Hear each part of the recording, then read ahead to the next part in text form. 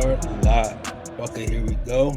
Coming to you from America. Welcome to episode 9 of Informed Sessions, brought to you by Touchwater Productions, where we inform you on all the latest, greatest news, rumors, bullshit, and banter regarding the Premier League.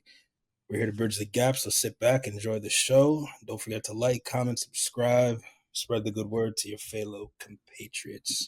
To my right, we got Raath. United. We got Steve-O. Shut up. Come on. First win on the bounce. He's feeling good. He's smiling. And we got another sub, on. or the same sub back again. Ignacio, shout out to you for coming through last minute. Yeah, super sub, like Ole. Super Come sub. on. The 12th. Ignacio's always there. You know, he's ready. He's ready. Yes. But let's get into it. Let's what's go. Up, boys? Let's talk. I feel like we gotta pay some homage to the top of the table, man. Facts. Let's start with Ignacio for sure. We gotta pay some homage to the top of the table. Respect should be paid now, right? What do you think, boys? You know, they're pulling away. So I mean, it's looking like they're pulling away. Looking like it's theirs. So let's wait and see. But yeah, sure, Ignacio. Let's hear. How did you feel about the Burnley game? Give us the highlights. Solid, very solid. Business as usual. Gyökeres was looking good. It's a shame he came out at halftime. I think he had like a small injury or something. He's out for the Champions League this week. But it was actually like the best Gyökeres has played so far. So that's great. And I mean, they're just like a machine right now, right? So I'm starting to get curious about what's going to happen when we do lose, or when there's a bad result, because that's going to come, one way or another. They're not going to go undefeated the rest of the year. So I think that's when you're not. Wait, hold up. You're not undefeated now. I just got to throw that out there. But yeah. No, yeah. For the rest of the year, they're not going to win every game the rest of the year. So I think that's going to be really telling. Like when there is a blip, how do they respond to it? Seems not too bad recently, right? Like there's been a little blips, a draw here, a loss here, but it's been, that was early on. Pretty good the last 5 games. Yeah. I mean, I'll be the first to say I think Arsenal are going to win the league. I know it's early days to say that, but my question is, Ignacio, are you concerned at all? Your open play XG is so low. Like, just for context, I don't know how to share this. Liverpool are 12.8, City 11.5, United 8.7, Arsenal are almost at the bottom at 7.3. And it's like a meme at this point where it's like the dead ball specialist, but you can't even meme it anymore because it works, dude. Obviously, but are you concerned that maybe open play wise? And before you answer that, because I watched the highlights, and to that point, like you guys had probably like 8 or 7 chances, I'd say, where like you were behind Burnley's back line, whether it be Saka or Gyökeres or whoever was playing up top or whatever. But it seemed like you guys just can't get it over the line in the open field regard. I mean, yes and no, because the second goal was like a beautiful open field. I was just gonna say that. That's nice. So it wasn't a set piece. That wasn't a corner kick. The second one was not a set piece. It was not a set piece. It was actually a beautiful. It was actually. It was a cross. I mean, I saw the goal. Header goal. It was good. Burnley did a long throw, and they countered that. I'm not too concerned. Saka was in on goal twice. He probably could have had 2 goals. He didn't take them. I think, the part of the reason for that stat is that teams are setting up with the really low block. Arsenal gets a lot of possession that ends up turning into corners. And then, I mean, you got to say for the set pieces, obviously there's the set piece coach, there's the routines and stuff, but those balls that Declan Rice is playing in just over and over again are just ridiculous. Like, yeah, that's facts. And Gabriel Magalhaes, like, he just seems to have like the timing down or something. Like that dude is getting his head on the ball every single time. So I don't know. I'm kind of sidetracked. I'm not that concerned about the lack of lack of open play XG. I don't know. Like, I'm not a huge XG guy. I think it's like kind of interesting, but it's not. It's just a stat. Like, yeah, something to say about that later. Yeah. All right, man. We'll see. We'll see. We'll see how it We'll goes. be here for the blips. We'll be here. Yeah, we'll be here. That's for sure. All right, Steve-O, let's talk about it. Liverpool's first game back. I mean, there was a lot of talk. People were saying we're washed. I'm seeing a lot of United fans chatter.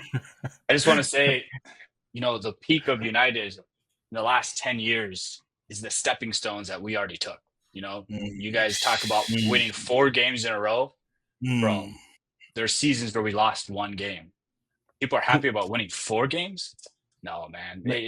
Hold on. Wait. When did this become a comparison to United? This was supposed to be a match analysis. Because during the losses, the most noise, and it wasn't from you, Raath, but just in general, was coming from United fans. Bro, it was insane. Some of the takes I was seeing. It has to be. And I get it, dude. I get it. Like when United were first going through their downfall before it really went down, I was doing the same. So I get it. It's part of the rivalry.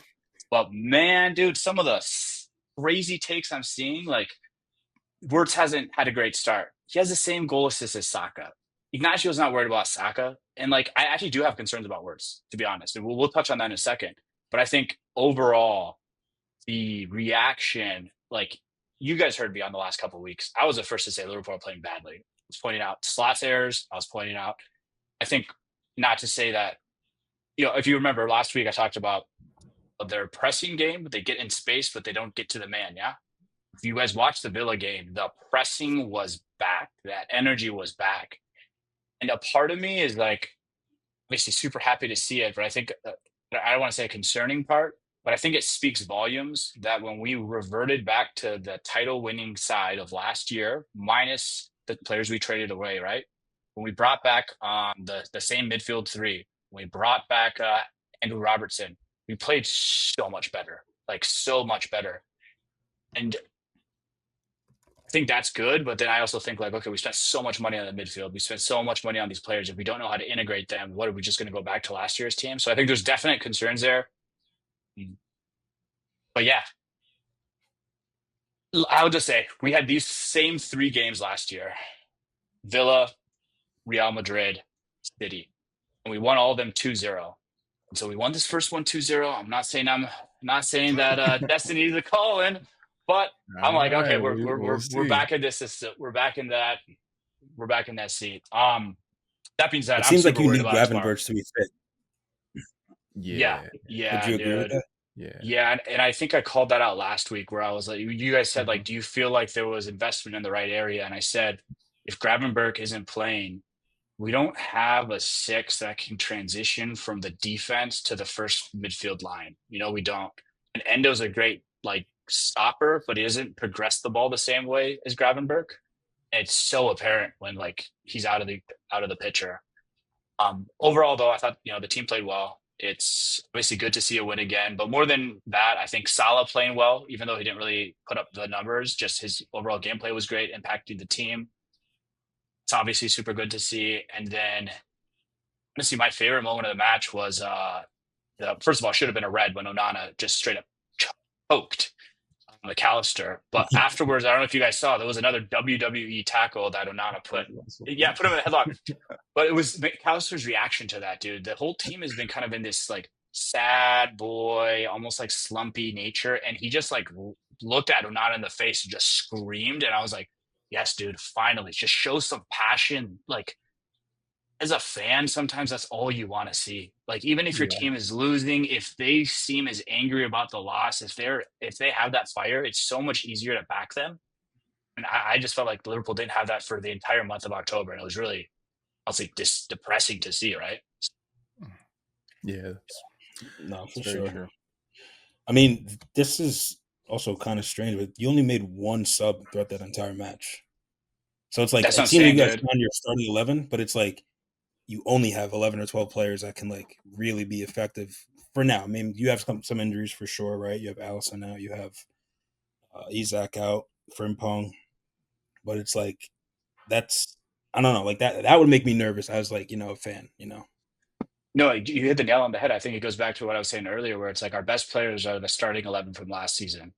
Yeah. Okay. How do we Yeah. integrate all these investments? Because to your point, once Slot starts making those changes, things. Oh, actually, on that change, dude, what on earth? Why is Wirtz playing as a false nine, dude? Like when he took Ekitike off for Wirtz, I'm just thinking like, what is the plan here? And immediately we're suddenly under pressure, and it's all everyone's back. We have to defend. And you could have called that right away. There were a couple of like balls that we try to obviously just get out, and Ekitike does a great job. He's fast enough to like get it and hold the ball up. That's not Wirtz's game, and so I don't agree with that. I don't know if he was watching too much of Guardiola's Barcelona, and he just thought, hey, why don't we just do the old Messi? But Wirtz ain't Messi. I love Wirtz, but he's not. I just hope I don't see that again. Yeah. I have to admire that you backwards. We're in November and he hasn't really done too much, and you still back him. So I have to salute that. That's respect. He beat the Ben Sen allegations, right? He beat the Ben Sen allegations. I don't think Yeah. Or did He he? has the same goal. He has the same goal assist as Saka. I literally just said that. Oh, yeah, I know because I know he turned up in Champions League maybe against Frankfurt. Frankfurt, yeah. That was like his best game. I think I've seen him play in a Liverpool shirt. Yeah. No, I still back him. I think out of all the new signings, the one I'm probably most concerned with, Frimpong. Maybe it's one of those two, Frimpong or Kirkez, or else Isaac, not because of his skill, but I should have saved it so I can show it. I saw a stat that honestly scared me, and it was the last 3 Premier League seasons, Isaac's availability. And it's when you see the numbers, it's like, whoa, this dude plays like half the season fit consistently. He had a lot of injuries at Newcastle too, right? Like, yeah, and he's injured now too, and it's like that is more. Yeah, but I would actually say Isaac, just because of the price tag plus his fitness. I think the talent will show eventually.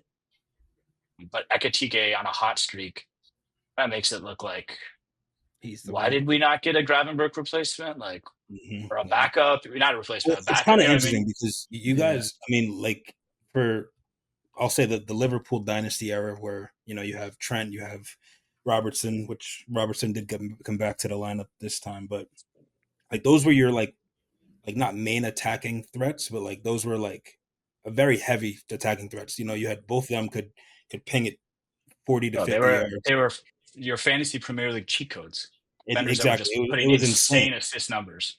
And it's like you didn't really replace I don't want to talk about Trent or whatever, but it's like that profile of like, because as a Spurs fan, I feel the same thing. It's like we rely too 100%. Heavily on the right back to get the ball up the field, which is it's not like ideal unless you are a Trent Alexander-Arnold, So it's like, yeah, it's almost kind of like concerning because you didn't really replace the threats equally.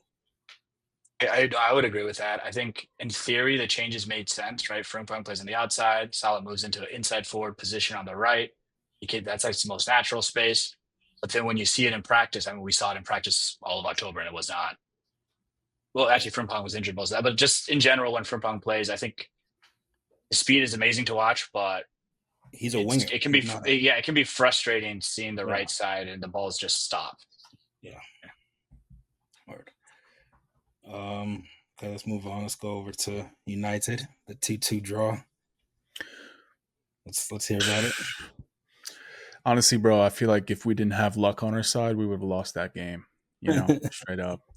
Yeah, luck has carried on to game the second week this after last week as well. Or I should say, like last week it was very lucky, but this week for sure we needed that luck. First goal. Are you exactly what I'm talking about? The luck that we needed was the referee. I think for the love of the game, I think that ball was in. I gotta say that ball was in. I think that was not supposed to be a second, or that was not supposed to be a corner, I should say. Do you think Amarin paid with Venmo or Zelle? I'm about to say, for the love of the game, we're talking about as the love of United fan, because for the love of the game, man. I gotta be, let me be a neutral guy here. Let me pull up the graphic here. I think we have a graphic for. There we go, man. This is what I'm talking about, bro.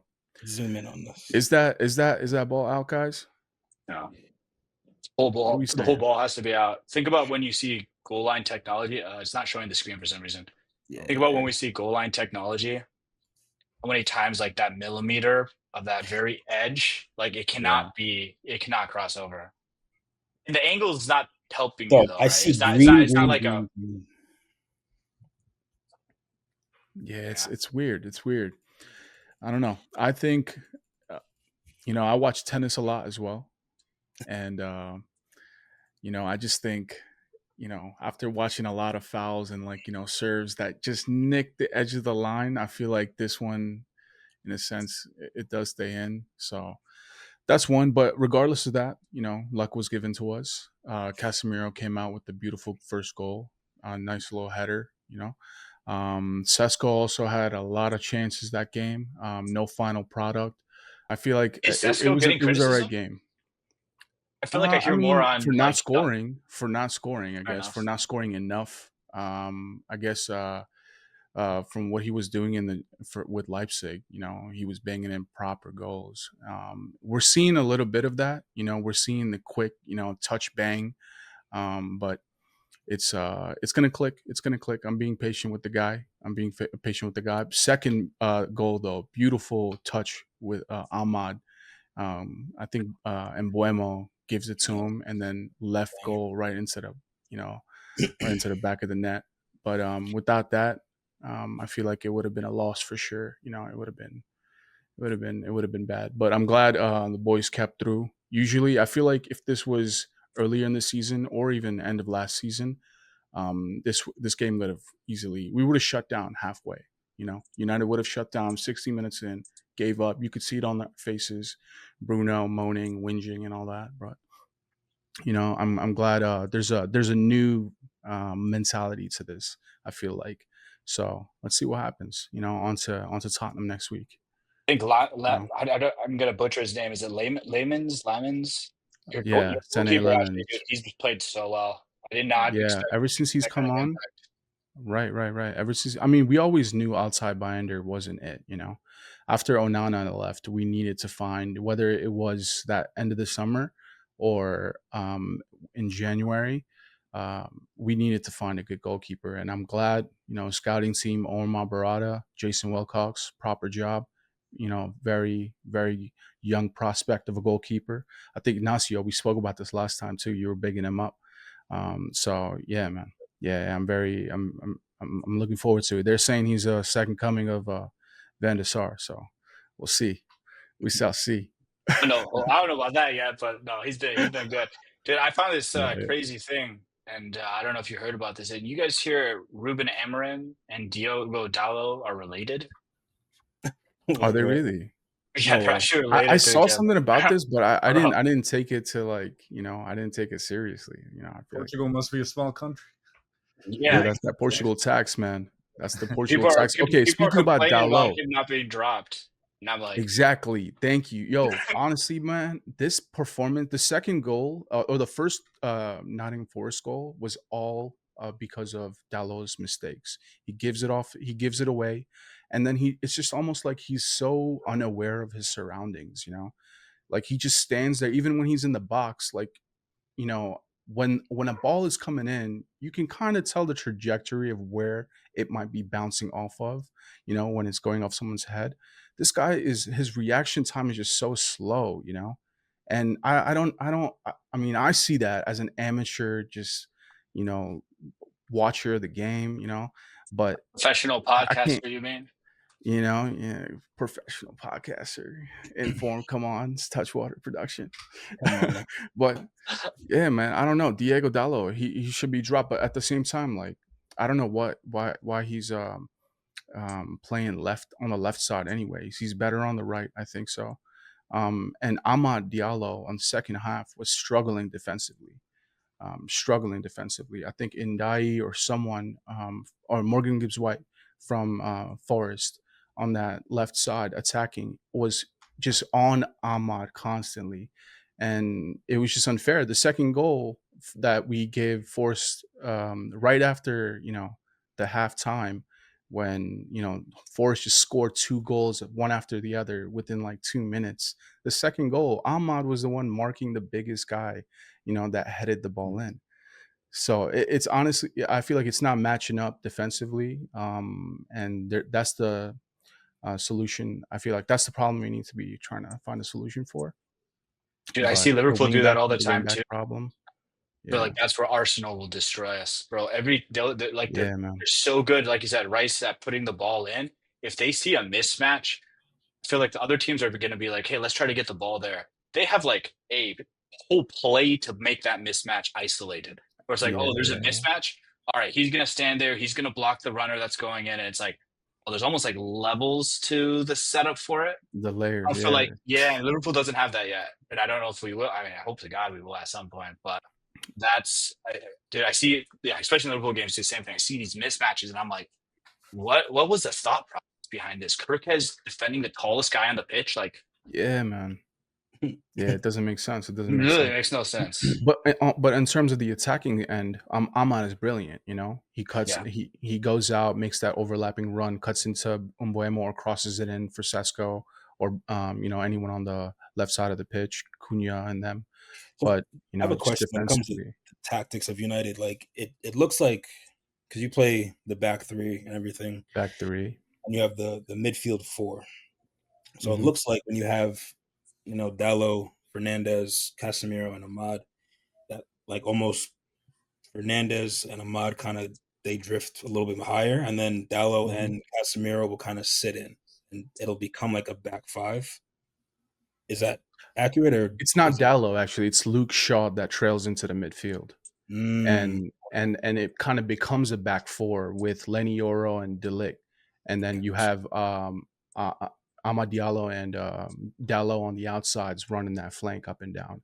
gotcha. You And then you know, have Casemiro just sitting. Casemiro and Luke Shaw sitting in the middle. Doing that left and right pass by. Casemiro is almost doing more of an attacking job recently. He's Yeah, the one that's going into making those runs into the box and heading it in, all that. So yeah, I mean, it seems to be working. One thing I do like about United and that I do see now is the one touch passes, bro. Everyone knows where everyone is. I feel like last year we missed that constantly. We would give the ball away. Second balls were trash. Like it was hopeless. We would always be running back. you know, Obviously the players would be tired just of running up and up and down and up and down the pitch. So, but this season, we're able to recycle the ball, send it back to the defenders, and take a good look at the positioning everyone, and then repeat the play again. So that's one thing I can definitely admire about Amrim's, I guess, mhm. tactics. I guess you would He's say. never Yeah. changing those tactics either. So Yeah, a little bit that the change on the mood board, change on the little board. Hey, But so yeah, you're man. feeling better about Amarin then?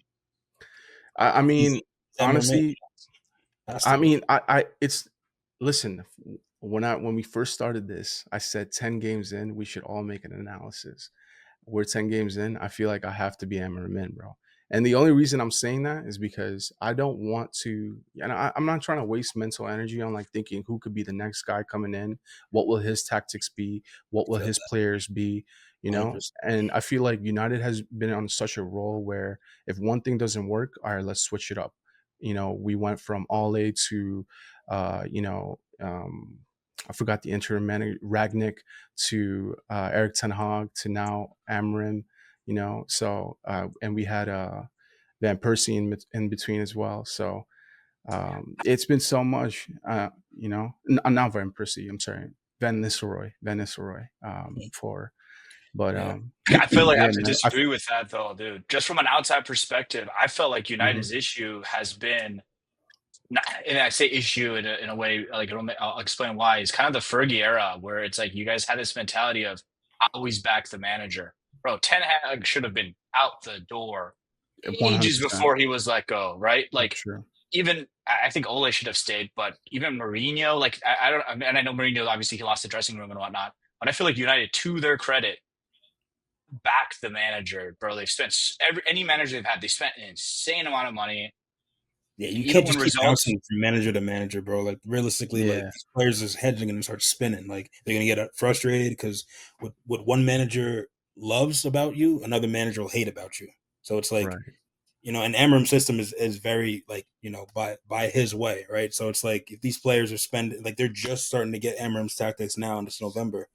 If United were to get a new manager, like what, these players are not going to understand what the hell to expect. Yeah, it's going to be such a mess because we just got off with all these players, right? Eric Ten Hag loved Garnacho. He loved Kobe. These were the players that he was starting, and now they're not I even still here think you guys anymore. are Kobe disrespecting barely. Kobe, though. I'm better say 100%, 100%. Kobe's. I think so as well. I think so as well. Yeah, But his play style is also very it's different. I feel like yeah. it's different when it comes to this like system.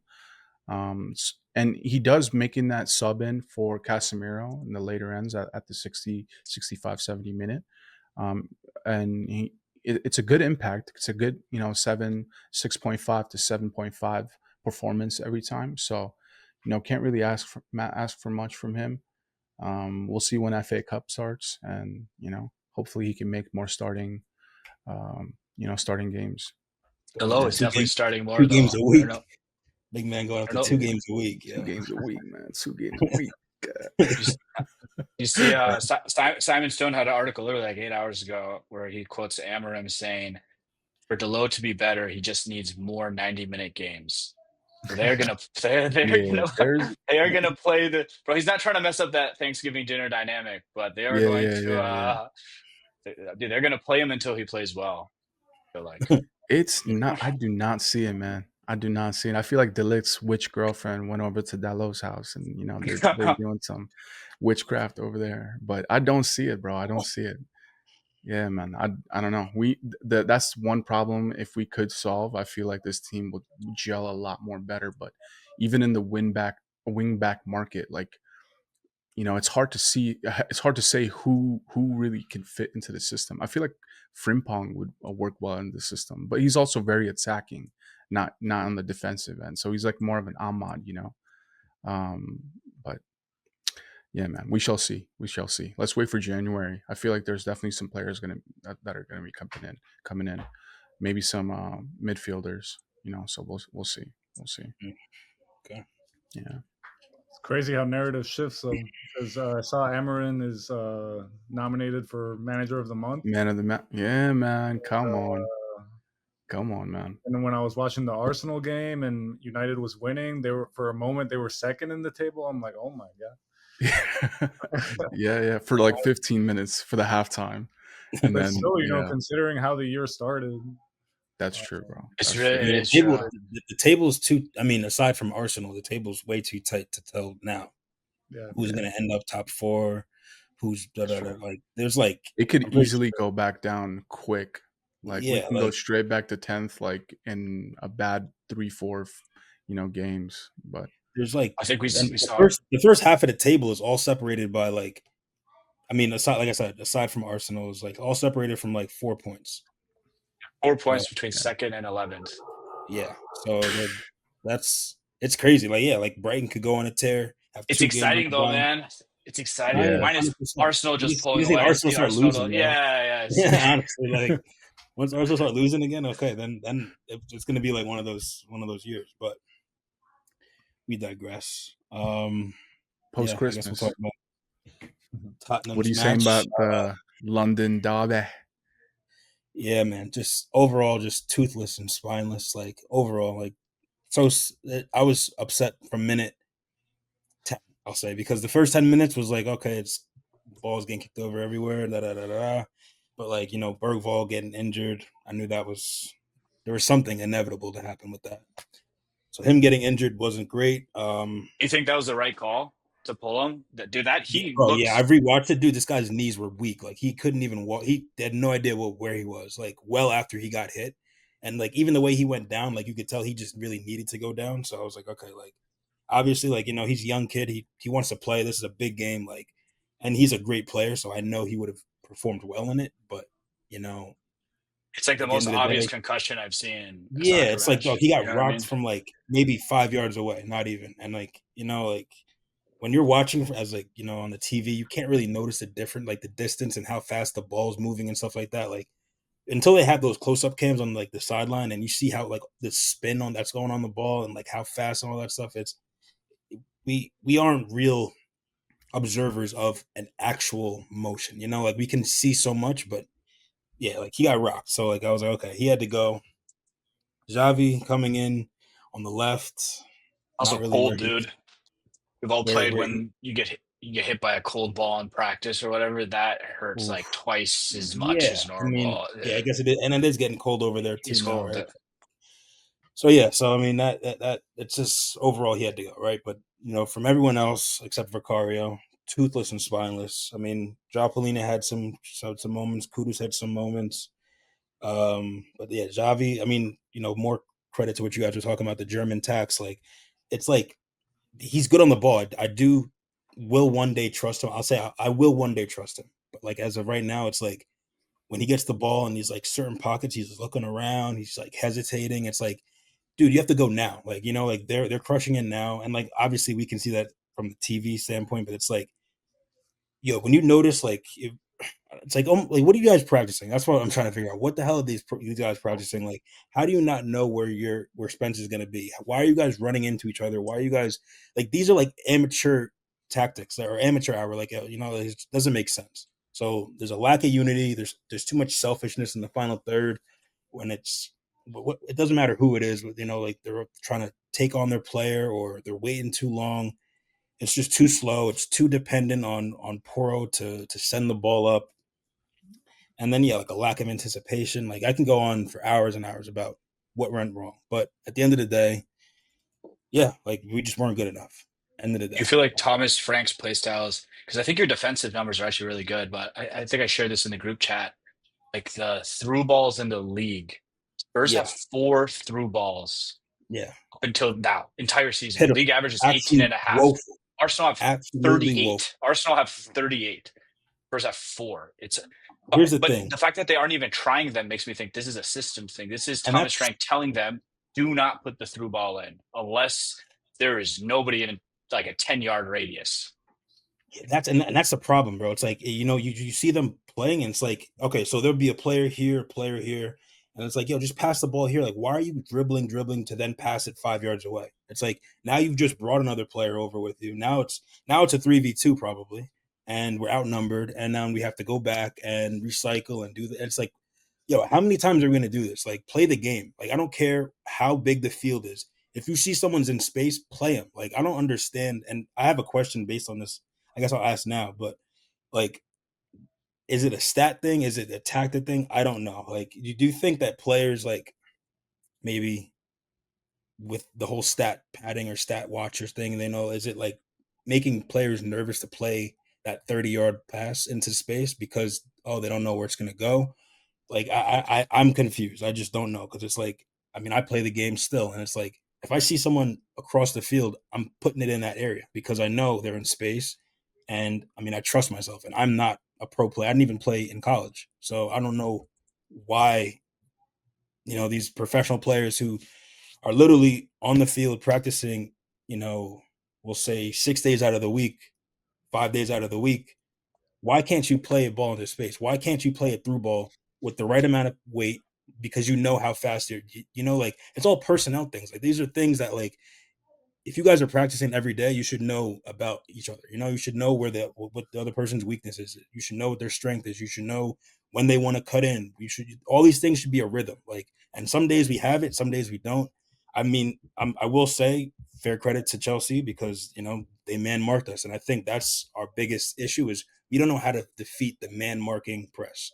We can beat the zonal press, you know, when it comes to man marking, when it comes to teams like Caicedo and Reece James, when they're just watching Bentancur and Paulinho and Pap Sar, when they're just man marking them and just on their touch, it doesn't seem like we know how, or it doesn't seem like we have the composure to hold the ball. So yeah, that's my little rant. I don't think, yeah, I don't know what's going on with Thomas Frank. I really don't. I want to give him time just because, like I said, we can't just be going from manager to manager. Although I never really was sold on the idea of getting rid of Ange in the first place, regardless of what happened last season. I think with the right amount of players, because we got the players that he wanted the whole time, we have now, and it's like now we don't have the manager to really implement those attacking senses. Like I think Polina and Kudus would have loved Ange, I think. And I'm not trying to like be like, oh, I miss Ange, da da da da. But it's like, yo, like we were playing really good, attractive soccer last year, right? Obviously we were open at the back, and yeah, that was an issue. But we didn't have a six, and like I think I said it last week. I would have loved to, had a Hoybier or someone to just sit and just protect that back line. So. Mhm. Yeah, I mean, hopefully Javi can get it right. I mean, that was a silly error. Jed didn't have the best game either. Mickey didn't have the best game. I Is this mean, yeah. player of the week curse for informed player of the month curse? Whoever we nominate, they Ooh. just I'm not play gonna say no. badly. We're not starting that narrative. We're not starting that. Ooh. We're not starting that narrative up there. I think it was The just. week of Halloween. I Ooh. think honestly, it's just what it is. It's just we well with Mickey anyway. It was just he's trying to be the captain on the field, and I think that comes with a certain amount of pressure in and of itself. But he's trying to be that, okay, level heads, let's play smart, let's play calm. But at a certain time, if we're getting pressed, send it. Like you've been doing it for the entire season. If someone's laying it off to you, kick it up the field and try to find our player, like not just booting it. But To your point, like the players definitely have like we all have the skills to hit some of these through balls, so it can't be a skill issue for sure. It not a has to skill be a issue. system thing. It has to be the manager telling them you do this and you do not do this. And to your point, as a player, I think wonder. I'm definitely reading so far into this that I'm speaking out of my ass here, but like we all saw that the post match situation with Jed and Mickey where they they completely blew off Thomas, and that was a bad look. But I wonder if you're playing a game where your manager's like, don't do this, and as a player you're thinking like, You want to do why this, not? And yeah. then you lose the game.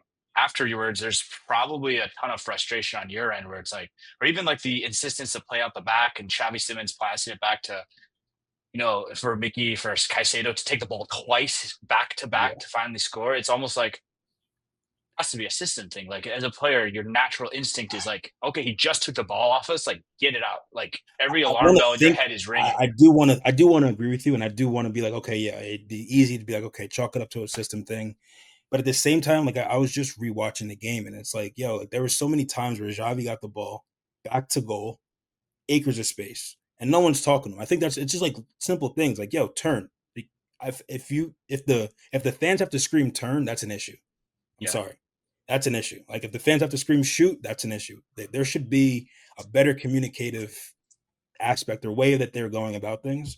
I mean, with Xavi, it was like there was just so many moments where like he would try to just keep it safe, and like that I chalk that up to a confidence, and like that's why I was asking like the whole stat thing, like if players know like, oh, if I misplace this pass, like I'm gonna have 6.4 on the rating or whatever, and it's like you can't be thinking like that. You have to like first off trust yourself. I mean, you are a professional soccer player, right? Like you were doing this since you were a kid, especially Xavi. We all kind of like grew up and watched Xavi, like not really so closely, but like we would see the clips back in He's I want been to say hyped for a 2010, minute. 2014 or 2015, whenever it was when he was playing with Barcelona Youth Academy and all that Mhm. stuff, and it was like, oh, this kid's gonna be something. Bro, So it's like, I thought you were talking about Xavi Simmons. I was like, bro, I was not watching him back then. That's impressive.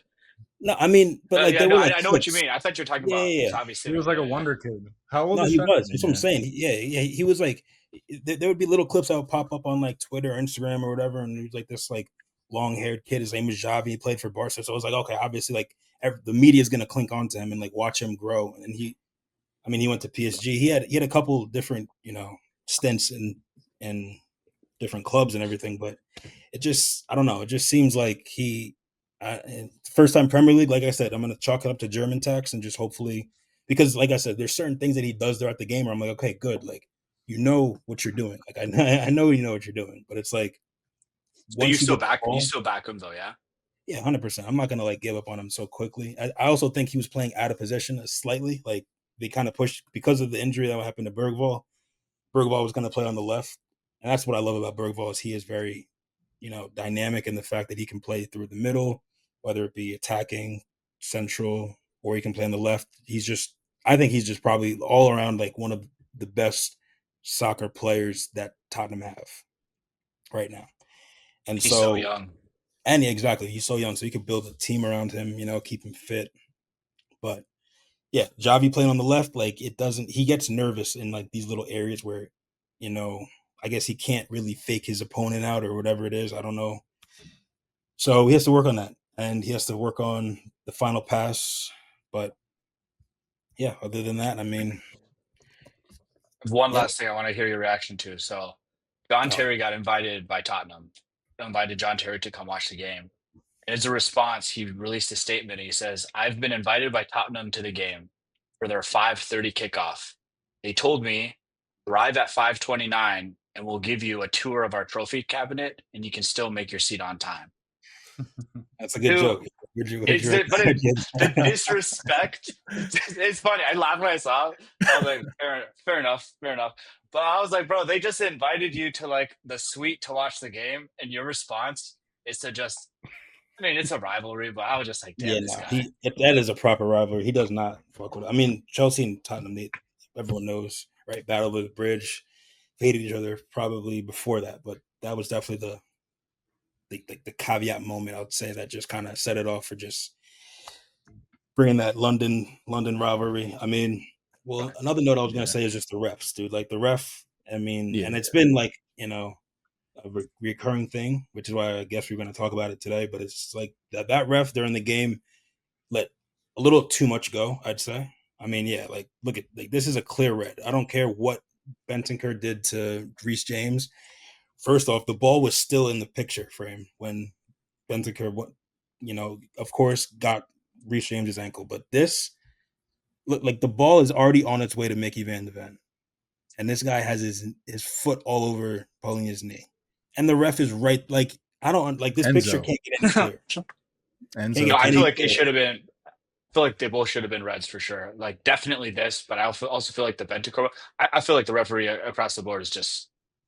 It wasn't even that. There were like two other moments. The dead Spence goal on Enzo that never got called. Not even as a foul, and it should have been at least. He got the ball, and I don't have a picture or a video of that, but he literally got the ball. Like I will say, like he goes over the ball to get it, but he got the ball.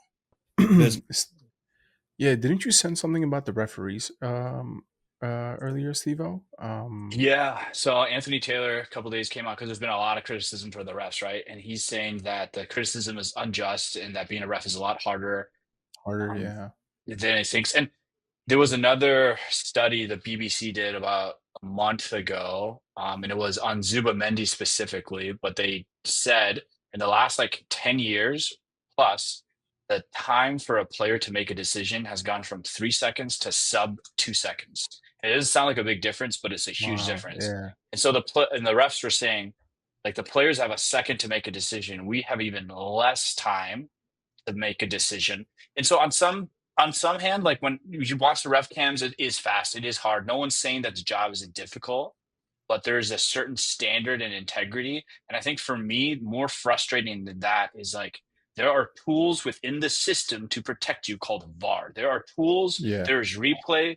If you are not appropriately leveraging the tools, then it's on you, dude. Like, I'm not going to expect you to have this eagle eye where you catch everything, but then leverage VAR. Like, we've all seen these insane VAR situations where VAR won't step in. They don't want to make the ref look bad and all this stuff. And it's just like, and it's not even like me making the assumption, right? We have recordings of VAR refs saying like, oh, well, let's not make, and there's a recording of a VAR decision. I don't even remember when this was last season, where the VAR refs are saying, oh, the commentators are saying this. Why are you even listening to what Gary Neville's saying on commentary, bro? Why is that influencing your decision whatsoever? Like, 100%, this is like, why are you even referencing that? And so actually, that's a good point. I do have a question before you go further. I'd like to open up that conversation. Like, are refs too influenced by like home crowds and narratives and all that stuff? Because I feel like that is a huge like, part of it. Absolutely. I think if you are a sure. player that goes down too much, you'll have one season where it gets called, and then moved from there. They'll just think, oh, he's a diver. We're never going to call anything for them. Bro, Casemiro is a perfect example. What if Casemiro was that one instead of Onana? with his hands around the neck. That happened last season. Oh yeah, He I got a forgot. red Yeah, for that. hard for that. Yeah, I forget who it was. That Casemiro choked, but this is the double I standard mean, that's dog, there. they're both chokes, like 100%. Like I They're think both choked. what should have been, and like honestly, I not to bring up old shit, but Van Dyke did the same thing maybe a year ago or something like that, and it Hmm. wasn't called. So it's like that's my issue. Is like okay, fine. Like if you're gonna call it, like keep it consistent all the way Yeah. Right, through. right, It right. shouldn't matter who does it, if the team's home or away, what the narrative around the team is or that player is, whatever. Like these are things that are just like that shouldn't enter the decision of a referee. That's my Right. ultimate like. No, I completely agree. And Yeah, when it started, that guy Sir Alex, he was the most notorious for influencing the refs. I better say that was back in the day when you could do that. But yeah. it was also Those were the good old days. but it was also Old Trafford, dude. It's like when the entire stadium. But that's why, like, I don't blame the refs for some of that. But it's like you have the technology and the tools to fall back to be like, hey, I'm getting a lot of noise right now. Like, tell me on the screen, was that the Well, right so call? And be I humble enough to haven't. be like, Yeah. wrong call. We'll adjust. Like, But I have a question for you, Nick, because I think you've watched longer than anyone up here. But there used to be like a certain class that a ref had, right? Like the Mike Deans. I forget you said someone else in the Colina. Bro, Colina Colina. was 2002 World Cup. Hmm. This guy is bald with eyes Bald. sticking out of his head, just bulging. Yeah, Hmm. that guy. Okay, I That He remember man him. looks like doesn't a miss army anything, bro. leader, But bro. see, like there had to be a Yeah. certain like standard, like you said, to being a Yes. ref, and like now it just seems like they want to be the center of attention. Like like Anthony Taylor. Like Right. you Yeah. already know if it's a big game, if it's City versus Liverpool, Anthony Taylor's refing, you already know that he wants to make this game about him. Like it's Hmm. But not in the right way. And that's what I don't get. Colina exactly, was actually exactly. respected, but he was the center of attention in some way, but not in like, oh my God, he made a big call. It's more like, bro, all the players respected him. He won like best ref in the world like 6 times in a row. And he was well known for that. He was a ref star. Why And they would you had not want to be a personality, ref star for the right reasons? right? Instead, you got Right. Anthony Taylor being like, bro, I Yeah, swear, douchebag. some of these See, refs like my have to thing be is paid like, yo, off. like these like refs, like the Colina, the Mike Deans, like they had personality. So it's like you almost wanted to respect them as a player. Like I know when I'm playing, even on my Sunday league, if the ref is being a dick, like I'm not gonna want to respect him. Like I'm gonna make his job harder for the next 45 minutes or however long the games go. But like these other like refs, it's like they don't care. They just want to be the bad guy. They want to be the villain. They want to be. It seems like from an outsider perspective, that's kind of how they carry themselves. Yeah, I mean, man. it's also telling that like for the World Cup and international tournaments, English Premier League refs are almost never called up. They're Exactly. almost Right. never called up. Exactly. Yeah. Exactly. And people complain like, Very. "Oh, you have no idea what it's like in La Liga or the Bundesliga." Now, I'm not saying that I feel like the ceiling is higher, but their floor is also lower. Like they have some really bad refs there, and I'll be the first to say that. Like some of these decisions, especially in La Liga, you're like, "What on earth?" But the ceiling is much higher for the big games. Like when they have the big games, they have good refs. Yeah, actually, I don't know that maybe La Liga not. I'm like now thinking about some some of the Wasn't it La Anthony Liga's a little Taylor spicy. after was it Euros or the Qatar World Cup? He had people throwing chairs at him at the airport in I forget where, bro. But yeah. Like none of these English referees are respected anywhere in Europe or any international stage, you But know. it's because they pull this like BS throughout their season that all their like it's a thing.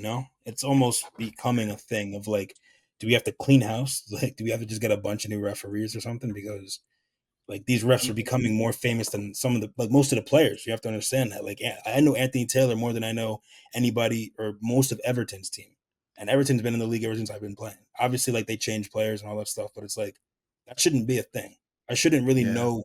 Okay, damn, you have PGMOL. Anthony Taylor this week. Damn, you have Chris Kavanaugh this week. Damn, like we shouldn't know. Like, oh, these refs hate us, or these refs have these like Yeah, certain. yeah. This is becoming um like A almost like a church monopoly. or state thing. Yeah, Also, like, exactly. there's so much money in the game, and like, okay, so going back to Kalina, he won best ref in the world 6 years in a row, and it was nominated by I don't remember the name, but there's like an international federation of referees, right? Last year's winner is a ref in the Polish league. Like if that guy's good, bring him to the Prem, dude. Like, Mhm. like to your point, like if we need a clean house, there are rankings on refs. Prem refs are never even near the top. Just bring those guys in, and even if the English is not that great, like, does it really make that much of a difference? I don't know, dude. No, it doesn't. It shouldn't. I mean, like, here's my thing, right? Like, you ever notice, like, after there's like a really dodgy decision, and you have that guy, I forget his name, but he'll go on to talk Sky Sports, and he'll be like, oh, he'll pretty much explain the referee's decision, and then it's like, yo, like it feels like it's a mob. It feels like there's like a gang affiliated. Like, okay, like this is the head of the guys, and then you have all of, like the refs that kind of Mhm. cycle through. Whether they'll be the main ref or the fourth officiator, or the VAR. They kind of dance through that, and it's like at this, it doesn't make sense. It just seems like there's like certain like affiliations that need to be broken, like or just restarted because I mean, when you there's hear the guys on VAR talking about wanting to protect the referee, it's a mafia. Like it's actually ridiculous. Like It is. No, It seriously it's is. let's protect the refs. Like it's like why? If he makes a really bad decision, like, and we've seen them, like a player or a team now has to either tie or lose because of this really bad decision. Like, why not just put like there should be some kind of disciplinary notice. There should be some type of discipline for this ref, and not just being in the VAR for 1 week. Like that's even making it worse. To be honest, that's not making it any better. So just another rant of none, but yeah, that's just how I feel.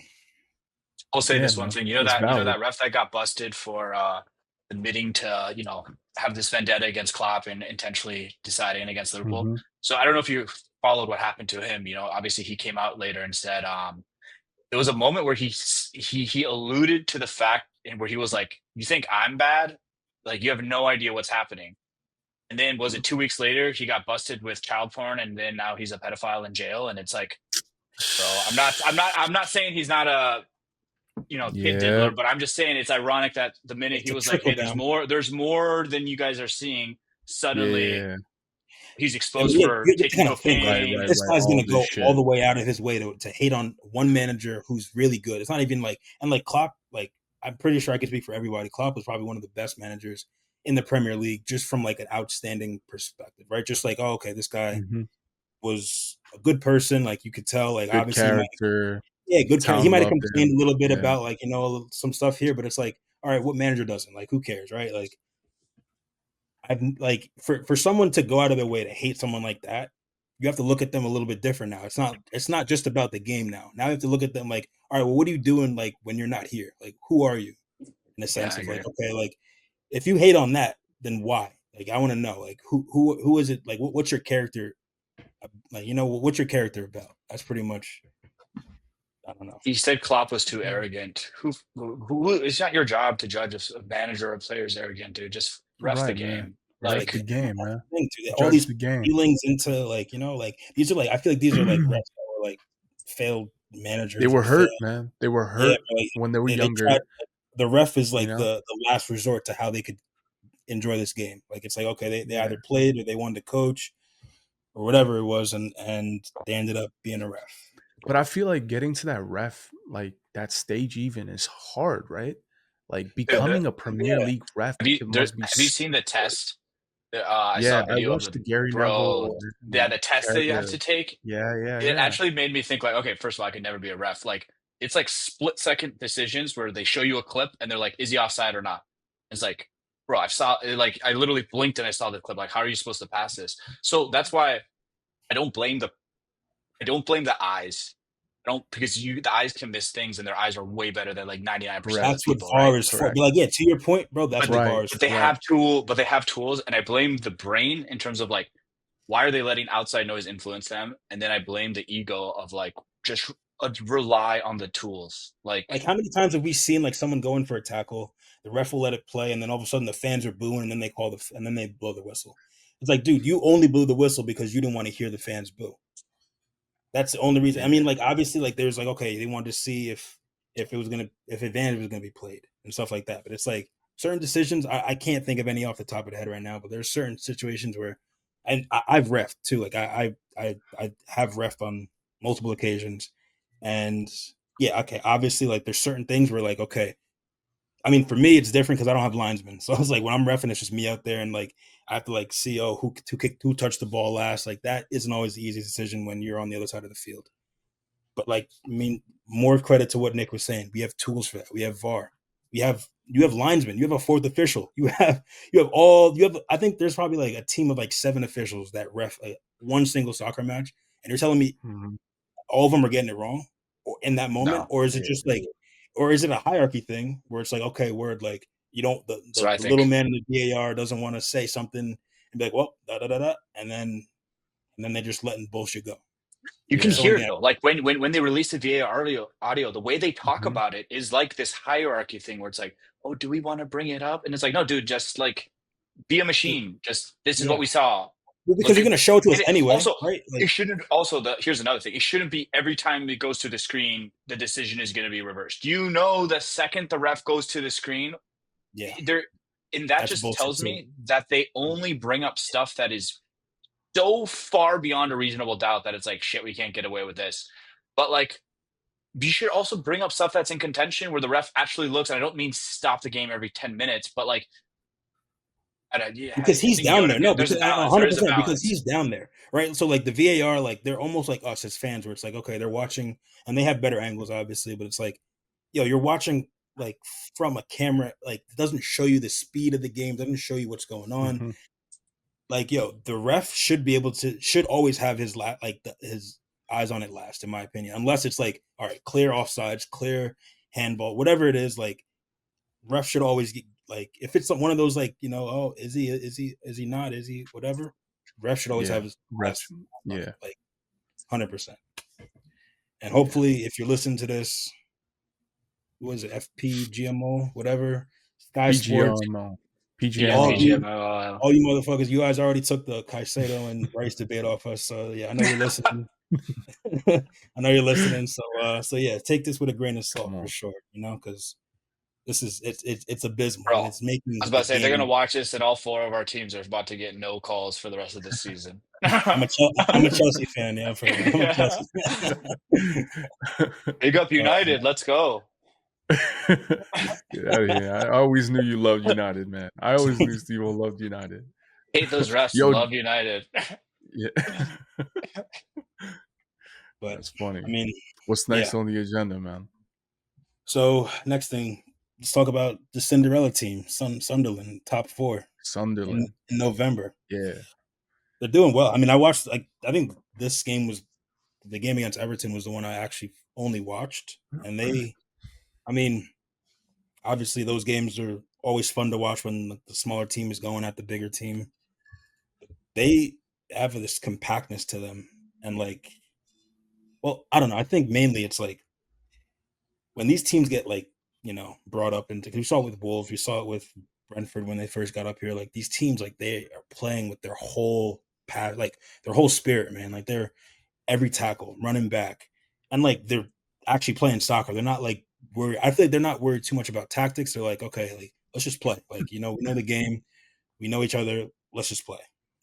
Mm-hmm. So So I have a huge soft spot for Sunderland. Do you guys, any of you guys watch Sunderland Till I Yeah. Die? That bro, that it was Mm-hmm. heartbreaking, right? So for them to be doing well, it's actually great to see. So I think I talked about this briefly on the last one though, but like what Sunderland has done is insane because it's very different than almost every other championship team in terms of how they progress, right? We look back at Burnley, this expansive team in the championship, they go to the Prem, and they're like, yeah, we're going to continue that. We're going to continue that. Did not work out, right? And so Sunderland was like Burnley in the championship. They had the highest amount of take-ons, highest amount of through balls, highest pressing numbers.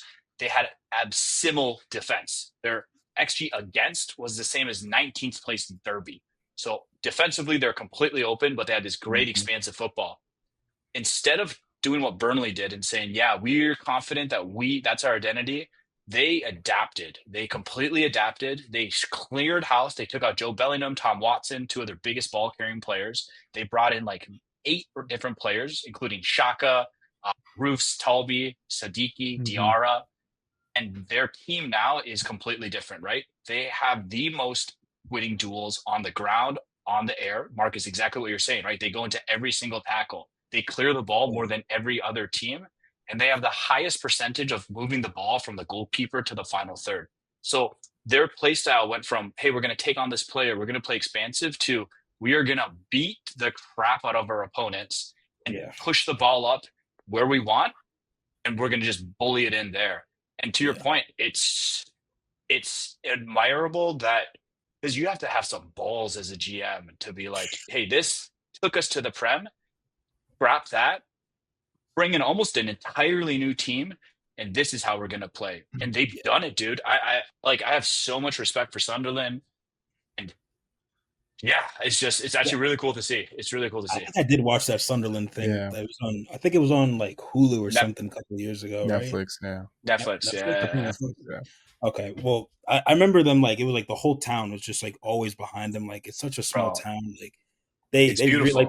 They put their whole heart behind them, and like you said, like they did a really good job with the transfers. That guy Traore, the winger, absolutely just like always running at the left back or whatever, just amazing player. Yeah. No, they have a lot of good players. A redemption arc continues. Yeah, man. I like this. This is what the Prem is about, you know. It is, I'm glad I'm dude. witnessing this. Well, I gotta say it's crazy too. The spending power of the Premier League, that they were just able to go Shaka. You know. Yeah. He won the They got Bundesliga kind of fell apart, and then went to Sunderland. You know, that's. I mean, I feel like if Leverkusen's kind of stayed, like if that team kind of stayed together, I feel like Xhaka wasn't leaving just because they were so good. Yeah. No, he also said, like, I mean, his first weekend he had issues with Erik ten Hag right off the bat. I forgot Ten Hag took over. Yeah, bro, and he was vocal about his issues, and then Ten Hag is, I don't understand what is going on in his head. He went on a press conference and was like, Shaka's not leaving until I say so. I am the boss here. He literally said those like almost exact words. A week later, Shaka was gone. Ten Hag's a cancer. This was when he was at Leverkusen. Leverkusen. Yeah. Bro, I heard he was trying to get players signed from his own agency. Yeah. To Leverkusen. You know, that's mad. But he wanted Anthony there. He wanted Anthony there. He loves that boy. He loves that. Yeah. But speaking of, bro, we're about to see everybody see a Ten Hag regen. We're about to see him come back. I hope so. Talks are that he's coming to Wolves, so we'll see. But I hope so. I hope there's been a ton of manager shuffle already. The Wolves issue is bad. Like they so they just sacked. I mean, we talked about it last week, right? Vitor Pereira. Dude, he just signed a contract for 3 years, 45 days ago. Damn. That's I don't know. At least he cashed out, though, right? I mean, yeah, for sure. He's definitely going to cash out. The severance. Yeah, the severance. I'm sure the severance pockets are pretty nice. But and then Gary O'Neill came out today. I was about to say, Gary O'Neill just said he's not coming back. He's like, yeah, no, this is not the right time for me, which tip my hat to that, because, like, why come back to a team that kicked you to the curb? But it's kind of bad when, like, managers are coming, because you usually hear that through agents, not the manager out, and the ex-manager being like, yeah, I'm not touching that. It's like, oh, what? Dude. What's going on there, dude? Yeah. No, I mean, I don't think Ten Hag's going to be the one to keep him up, to be honest, either, realistically. I don't think it's a managerial issue. I think because I don't really know what their issue is, to be honest. Like, I don't know what, because they were pretty decent last year, from what I can remember. I guess they lost Cunha, but there was an issue with Cunha too. Remember when he was like choking someone off the field or something like that? Yeah, he had his little, Brasileiro, Rio de Janeiro moments. You know, his favela moments. The Rio de Janeiro came out of him for real that time, because he was bro, that's so real that, like, real talk, whenever a Latin American player like does something crazy, it just gets pawned off as like, is that Latin American blood? It's like, yo, they can't just give him a pass for that. Like, he choked somebody. Like, I get what you're saying. I get what you're saying. I get what you're saying. You gotta back your player. But it's also like, nah, bro. Also, if I was Latin American, I'd be like, yo, that's disrespectful. We're not all fucking emotional. Like, what are you like trying to insinuate here? I mean, bro, honestly, bro, like every South American player I can think of is definitely fits that caliber. Like, from the Romeros to, I mean, Anthony's, Charleston's. My Like these are favorite all Bobby players. Firmino was level-headed. He never fought. He was good. Yeah, that's true. I guess Bobby was like, I Yeah, mean, and to be It was the Brazilian named he was boy. Bobby is class. funny as He hell. was Yeah, class. that's so Yeah. funny. Well, it's Roberto, but we just call him Yeah, Bobby. Yeah. Yeah. yeah. Also, No, he just was. as we're talking about manager shuffles, do you guys feel like it's funny that Nuno is now with West Ham above Markus and Nottingham Forest? Amazing. He got Love kicked from Beautiful. the Forest when they were going up on the top, Amazing. went to West Ham, who we said were prime Relegation candidates zone. to Yeah, get relegated, Relegation. right? Yeah. Now they're above. Dude, if you're Markus, how do you look at yourself in the mirror, man? Like, Yeah. Yeah. that's the only thing he deserves, honestly, man. Like that was ridiculous. literally. okay. Like after this I- summer, dude, like I hope they get relegated. Honestly, like, and I He's hope like a there's no amount of fake money. Abramovich. Like Yeah, he literally. wants to be Abramovich, but not even like that. Like B-Tech Abramovich. Yeah. Just I mean, Emu Abramovich. they were close though. Like they were. I mean, not close to Chelsea standards, right? But like they finished what, 5th last year or 6th. I mean, they got yeah, in, to just let Nuno go like that and then get like all that because was- of what? Because of what? Like I don't Ego, understand. bro. Ego. No, 100%. I know it. Yeah, it's ego. But it's like, dog. Like it's. I don't You know what the know. crazy thing is? If Markus just didn't do anything, everyone would be like, "Damn, this guy's a great owner. Look what he's done." They call him a Yeah, genius. he's a genius. He's so good. And now that narrative has gone 180 because he just couldn't stop meddling. And it's like, oh, The best thing he did was Yeah. prevent Morgan Gibbs White from coming to Spurs. That was the best thing he could. Oh he man. did. With that video, and he was like, "Yeah, we always win. In the end, we always Yeah, win." yeah, Those yeah. words, famous last words, bro. Famous yeah. last words. That was a hostage video, man. 100%. He was Bro. He like, had "Yeah, his family locked in the Mr. basement. Mr. Yeah. Marinakis." Like this guy was shaking in his. Bro, you in would his see him boots. waiting at the end of the tunnel, waiting to hug Morgan Gibbs White. He's like, you know what I'm saying? Like hug the Yeah, players. It's like, yo, like we've never seen an owner like Owner so close. player. Yeah, like what do we come Some on? Now? Ted Like, Lasso shit, man. yeah, You know. Mickey Mouse shit. Gibbs But- White's probably getting some money under the table or whatever, right? Like Oh, bro, like he has a tax. whole Greek island at this point, bro. right next to Santorini, it's a little Morgan Yeah. Gibbs White Island. man, was I mean, good for him. That's so funny. What are you saying, boys? Predictions? Let's do it. Let's get into it. You're Who's leading gonna, the? Ignacio, Yo, you're gonna. before we do that, I want to introduce something and get some challenges. I mean, maybe not this week, but definitely want to get some challenges in here. So, like, I mean, perfect week. Two this is a perfect week. informed guys going up against each other. Okay, let's see. Come on. What are we saying? Let's start with I'm saying, Ignacio, you're gonna take over for Potts's Predictions. bracket today. Prediction All bracket today. So Markus, you're leading with 7 points right now. Let's go. Potts is in last place. I'm in second place. Steve-O, you're third place. What was this week's? How did we do this week? Did anyone? I don't think anyone got anything right this week. Anyone? I mean, we got. So how we're doing is, obviously, if you predict the correct score, you'll get 3 points. If you predict the correct win, so let's say like Liverpool. Okay. Dude, how did I get all the results except Liverpool? Right, I should have backed my team, man. Yeah, what man. am I doing? What am I doing? You predicted a win first, and then you went to a draw right after. I did. That could have been a 3-pointer right there, man. But we moved. Okay, so I got a point because Liverpool won, and I said Liverpool was going to win. But I didn't get off 4 points or whatever because the score. Right. Okay. Yeah. I'm not mad yeah, at and that. so this week we got Tottenham, Manchester United. Okay. What do you guys think? I think Tottenham come back with a vengeance. Obviously, I mean, it's unfortunate. I would love to wait until tomorrow to have this prediction because I would love to see what we do in midweek, but we don't have that luxury. So I'm just going to back my team fully. Just say 3-1 Tottenham. I thought I heard United over there for a second. I I thought I was heard reading. kidnap. I was reading, and then it just like came to my head. You know, 3-1, baby. All right. Okay. Ignacio, what's up? What do you think? And now you're talking for Potts here, so if yes. you gotta give him some points. He's in Potts would last probably place. say That was like a draw to me. Yeah. Okay. And they're playing where? Old Trafford? No, Yeah. they're Oh, playing they're at Tottenham Stadium. Tottenham Stadium, yeah. like 2-2. Potts would probably do a 20-20 draw just to be safe. Make sure he Yeah. doesn't get those 3 points. Yeah, I was thinking the same. I was thinking 2-2 as well, but I don't know, man. Is it going to be a high scoring game? I feel like Right it has to. recently, You've been do you leaking in think goals. it has to be? Only because you guys Yeah, have been like, yeah, and our but they've XG been isn't off that like headers. Yeah, high. yeah. So I'm gonna say 1-1. Okay, Nick,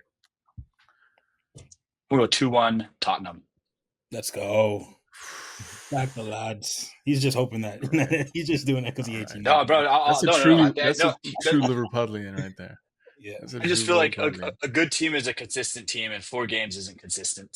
But yeah. That guy's never. Yo, I want you to know, bro. That guy's never gonna cut his hair. Just so you know, like, the United's gonna milk that shit for bro. every dollar. Bro, let me I tell swear to you. God, He's gonna got end to up in change a it, beard. bro. He's He gonna he end up needs in to a start beard. like braiding it or something like this, dude. He has white people It's hair. I don't like, think he can braid it. bro, he's got to do something. Comb it back. No, he could. He could do something. He's He could do something. Yeah, I'm telling you, relaxers. United Lay is not that gonna let. down. United's gonna milk every that guy's gonna be getting. He's gonna get FaceTime at the Brandon, stadium. yeah, At endorsements, yeah. endorsement, bro. Everything they're gonna milk that shit. Hey, man, I'm forever. happy for him. That's That also means that you true guys are not gonna get loyalty. 5 games in a row. so I actually like him. I think he's a good guy. It'll And like happen. so much, It'll the happen. money's going to It'll charity happen this too. year. Yeah, The money he's yeah. making is going to charity. So I'm all for it. But did you see Paddy Power signed him for a commercial? Yeah. I saw that. Yeah, I was like, bro, this guy's getting commercial deals with Paddy Power now. Right, Like, that's what I'm what? saying. Yeah.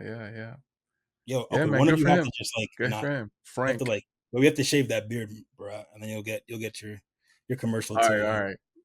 For this next game? No. I don't want to make the you next shave the. game. It has to. Yeah. It's got to be like a We'll season. do like I a could do season do long a thing. season Yeah. thing. Yeah. But I'll do like a as season far as thing. challenge goes, I feel like there should be like we should like do like a public apology that the other person reads or writes. So like if Tottenham win, I'm gonna write like a public apology that you have to read on air, and then vice versa or some shit like that. All right. Say less. A little virtual Not even handshake. on air. We'll do it like, yo, you got to take your phone out in public. Like, put the phone up. Let's go. Like, I want you to be up there. Like, corner of the street And you have to style. post it on your personal account. It has to be something along the lines of like, I'm sorry, I don't Yeah. know ball and I disrespected whatever. Yeah. Yeah, exactly. It has to That's be. actually good. That's Oh, actually good. That's good. man. That's good. I Oh, like bro, that. I'm invested in this game. I'm invested in this game. Come on. All right, Chelsea versus Wolves, boys. Marcus. I gotta go I'll go 2-0 Chelsea. Yeah, I was thinking the same. I don't see. 2-0. I mean, I know Wolves are desperate for it, but I don't know if they're gonna get a win anytime soon. They have a pretty tough schedule coming up. Like they have Chelsea, Crystal Palace, Villa, United, Arsenal, Liverpool, or in like the next 10 or so games. So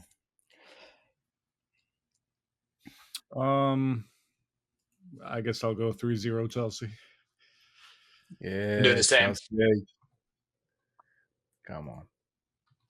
Bro, Chelsea. Wolves did get this player, John Arias, who has not played well at all, but I love him for Colombia national team. So I'm hoping that at some point he gets, at least a highlight in the Premier League would be great, but it's looking pretty bleak for them. See, I'm gonna change mine real quick. I'm thinking just now. Before you say that, I was gonna say, does it matter that they just played two games ago, and the Wolves and Chelsea? That was a 3-4. That does seem like match Chelsea fixing to me. 3-4. That does seem like in the Carabao Cup. Oh, it was Carabao. So I think that matters. Chelsea's gonna win. I feel like there's gonna be goals though. I don't think it's gonna be a clean sheet. That's all. I also feel like Wolves are kind of that perfect team for the new manager bounce. It's not going to last long, but it's like the players right now, they've been disrespected for so long. They want to show this is on the manager. We're actually good players. So I feel like they're going to actually bust their heart out.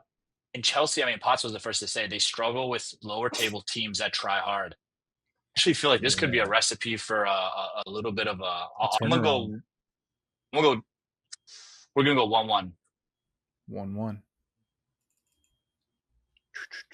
Alrighty. All right. So I'm writing down 1-1. the challenges. I have a challenge for you as well, Nick. I'm If not playing against it. There's no City fan out here. no, I know, Wait, but hold up. This challenge is for this game? Like the public reading is yeah, for the this public game? apology is yes. But, this but it's game. only it's But only I'm you. also- It's only you two. Oh man. Yeah, between you and me. Yeah, you it's and the me. two teams that are playing. Oh, okay. I thought we were gonna open up the challenge like just okay. Fair No. enough. I thought That's why I it's thought more. this was like a season. No, it's more personal like that. It's like No, yeah, I Spurs, get United. it. And we'll edit So this whenever part. I play one of your guys' team out, whenever I Yeah. play one of your guys' team, I'll do something crazy like that. I'm not Okay. about to do it when there's no City fan here and I'm just on the hook. Well, I was gonna say like what? I challenge like well I guess that makes sense. 'Cause it has to be- Yeah, there's got to be someone else who's like. I'm gonna it has to say be one of because us. I have a list of good challenges that like as far as like humiliating like things go like that I've been because like I used to do this at work like we'd be like oh like I challenge you that you're not gonna get 3 sales or whatever and or I'm gonna get more sales than you and if so then like usually we'd like dump water because like work with some pretty women and it'd be nice to dump water on them but like it's just like you do public apology you do like we'd call it like Telemundo or whatever but I digress we'll get back to it. We'll see. So City, And, Liverpool. I'm thinking, damn. See, yeah. You guys are playing at City? Yeah. Oof.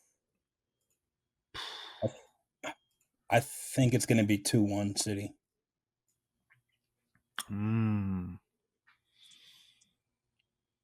Haaland's on a tear.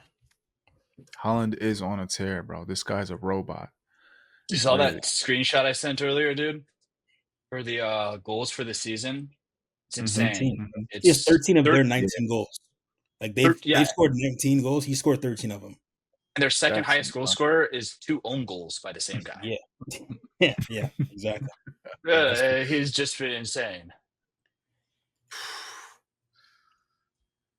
I'm gonna go 3-0 City. Oof. 0. Damn. Wow. Yeah, Potts might be beefing with you if you're ever on together. But I feel know, like man. Aston Villa were naive against Liverpool, and Pep is not going to be. But this is the Aston Villa that beat City the week before. Keep that in mind. Mm-hmm. Good point. They didn't just like get a lucky win. They outplayed City. Yeah, I don't know. Emery is a weird manager to me. Good evening. Yes. I don't know. I'm gonna stick with it. You have PTSD. No, I get that. It's a hot take. No, you gotta. Ignacio got PTSD. Raath just sneaking in a 3-1 over there. All right. Yeah, quick 3-1. So, quick 3-1. Yeah. My head says loss. My heart says tie. My chest says 2-1 Liverpool. So that's what we're doing. That's what we're doing. Yeah, that's what we're doing. Especially after that bullshit last week where I didn't back them and then we won. Hold on, wait. We have to add up. We have to just because Ignacio was here and Yeah, the Arsenal game. Yeah, let's go. Sunderland versus Let's do Arsenal. the Arsenal game. Sunderland's playing at home. Is it at Emirates? No, it's at Sunderland. I believe it's Stadium of Lights. Stadium of Light. Let's go. I think that's a test for Arsenal. That is a test for Arsenal. That is a proper statistically the two most test. defensive. I feel like it's going to be like 1-0. Honestly, I feel like it's going to be a 1-0 stinker. I'm not going to lie. You think Arsenal bin Laden or Sunderland's going to make it 1-0? I'm going to, kind of jack Nick's flow here. My head says Arsenal, but my heart says my hopes say Sunderland. So I'm backing Sunderland on that one. There you go. I'm going to say 1-1. Standard 2-0 win for Arsenal. 2-0 win. Set piece FC, ole ole. Come on. Yep. One set piece, one open play. One up for Are the we doing XG. challenges for that? The See, like I XG, feel like we yeah. should be able to challenge you for that. I don't know. Yeah, man. There's no Sunderland fans though. There's no It Sunderland doesn't fans. matter, yo. If we only have 3 fans up here, 4 fans. I feel like we should be able to openly challenge people, but we can figure out how to do that later down the road. For now, we'll just keep it for team to team. I'm gonna say 1-0 Arsenal. 30. It's gonna be between 30 and 40 minutes. Corner kick, Gabriel header, and then the rest of the game is just gonna be a lockdown. Dead game. Nothing's gonna Yeah. happen. Yeah, On it right now, that's the thing, bro. Okay. Arsenal I games can are see so that. boring to watch. bro. Arteta bin Laden is about to make another appearance. He's gonna put a back They're six. saying Yeah. Arteta Yahoo too, bro. Yeah. Arteta Yahoo. This guy's Yeah. crazy. It'll be Yeah, I'm pretty that's sure it's awesome. the first time Shaka plays against Arsenal again. So that'll be Oh, I didn't even think about wow. that. Okay. Wait, Saka used to be on Sunderland. Shaka. Shaka. Oh, Shaka. Yeah, Oh, okay. yeah. That's cool, man. Come on. Man, I feel like teams like players like that, like and who was on Brighton that was on Liverpool? I feel like McAllister. no. Who Milner, what? James Milner. Milner. Oh, Yes, Milner. But Milner. there's also another player, and I feel like every time he plays against his old club, he just plays like shit. Was it Llorente? No, it's gonna No, be- it's not. I don't think it's Brighton. It might be a different team. Is Milner's really the only player we've sold to Brighton in the last? I mean, we didn't sell Milner. It's an He's a English free guy, agent. right? yeah. I'm trying to. I know who you're talking about. It was on Brighton. I know who you're talking about. Yes, bro, and he's like this. Like he has like a. I don't know how to like describe his looks or anything, but I'm gonna try to see if I can find like. I got you. And now I'm curious. When's the last time Liverpool played Brighton? Let's find the head-to-heads. Well, There it is.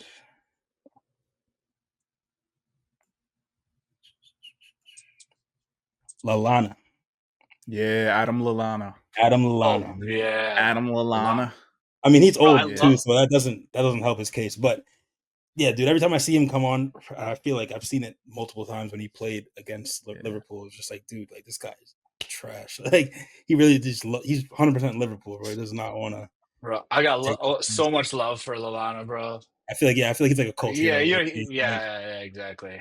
That makes sense. Anyone who survived the Rodgers era came out of that looking okay, bro. Well, Nathaniel Klein. There's so many players from that era that like go under the radar, but I feel like in the Liverpool fan base, it's like you held it together when we had nothing. Yeah. Yeah. That's fair. That is fair. Right, You have a boys. player for the week? Anybody? I mean, I'm gonna big up my Yeah. man Vicario. Vicario kept that shit 1-0. He won game of the player of the match too, I'm pretty sure.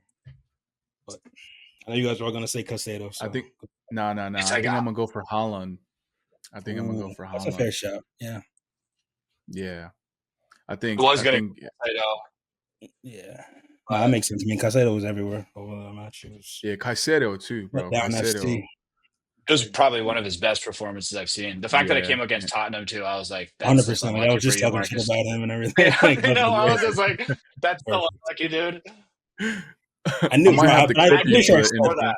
I'm pretty sure I said like Chelsea, like they love showing up against Tottenham. Like I don't know what it is. Yeah. Well, I know what it is, but they That's love the showing up London, against. bro. That's the London. That's the- That's the hometown rivalry. Yeah, but they'll get dogged by West Ham, bro. That'll be the funniest thing in the that's world. true. So Fulham okay. too, you know. Yeah, yeah, bro. Fulham will give them a long day too. But All right, boys. well, so folks, thank you for coming to yet another Informed session. We'll be back next week, so don't forget to tune in. I'm your host. They call me Markus. Repping Tottenham, you know what it is. We got Raath on the beat. We got Steve-O. We got Iggy, our best sub in the game.